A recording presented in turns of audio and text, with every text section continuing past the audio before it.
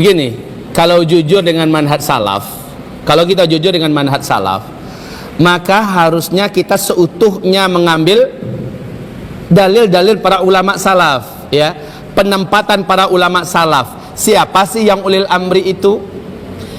Hadis-hadis yang dibacakan oleh kawan-kawan yang mengaku salafi di Indonesia ini hadis-hadis sahih seluruhnya, ya. Contoh-contoh sejarah yang mereka contohkan harusnya mereka menempatkan secara proporsional. Dalilnya sahih, mantap, ayatnya jelas, hadisnya mantap, ya. Perkataan-perkataan para ulama salafus soleh juga bulat, bahwa taat kepada ulil amri itu harga mati. Mendurhakai ulil amri sempat mati, matinya jahiliyah, titik, ya. Tapi ulil amri yang macam mana? Ulil amri yang para ulama kudama dulu itu bertanya, berfatwa, itu adalah para ulil amri yang masih menerapkan Al-Quran dan Sunnah dijunjung tinggi sebagai hukum pemerintahan. Itu yang ulil amri. Coba lihat dalam Majmu'ah Al-Fatawa oleh Syekh Islam Ibn Taimiyah ketika beliau mengatakan ulil amrinya umat ini adalah seluruh pemimpin-pemimpin yang memegang urusan umat bi kitabillah wa sunnati rasulih, dengan kitabullah dan sunnah rasulnya.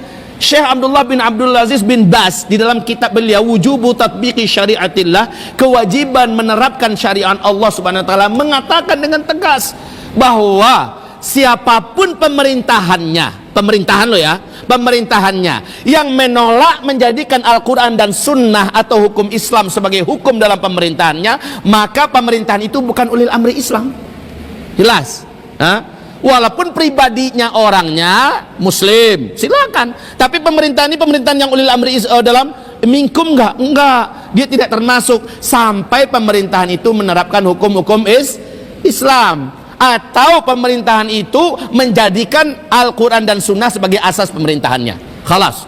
Lah kalau di sini asas pemerintahan bukan, maka mentaati ulil amri yang ada di Indonesia ini hukumnya jaiz, boleh, laisa biwajib, bukan wajib. Kenapa? Karena pemerintahan yang ada ini selama dia tidak menghalang-halangi agama kita, selama dia tidak membuat makan menghancurkan agama kita, memerangi kita, mentaatinya hukumnya jaiz, dan hukum yang dia tetapkan itu tidak melanggar pada perintah Allah. Kalau menikah pakai buku nikah agar kemana-mana mudah di Indonesia, itu undang-undang yang dibuat oleh pemerintah Republik Indonesia, silakan, ya, silakan.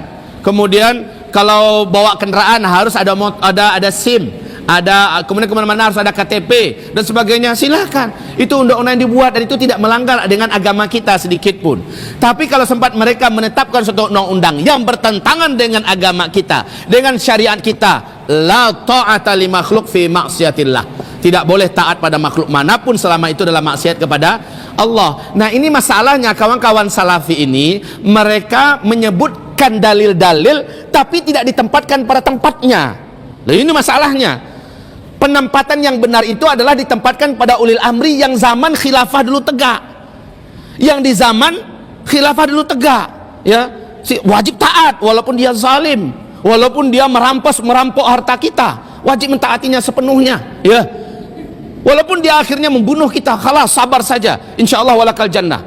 Tapi untuk yang tidak menerapkan hukum Allah di dalam pemerintahannya, ulama mana dari ulama salaf yang berani mengatakan pemerintahan Islam wajib taat kepadanya? Maka sekali lagi jujurlah dalam bermanhaj. Kalau mengatakan manhaj salafus saleh, ambil utuh dong, ambil secara total, jangan sekerat-sekerat.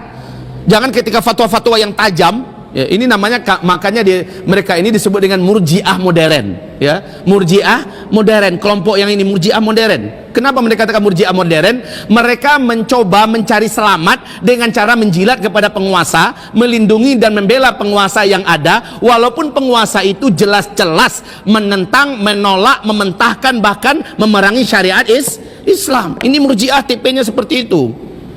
Nah, ini murjiah modern.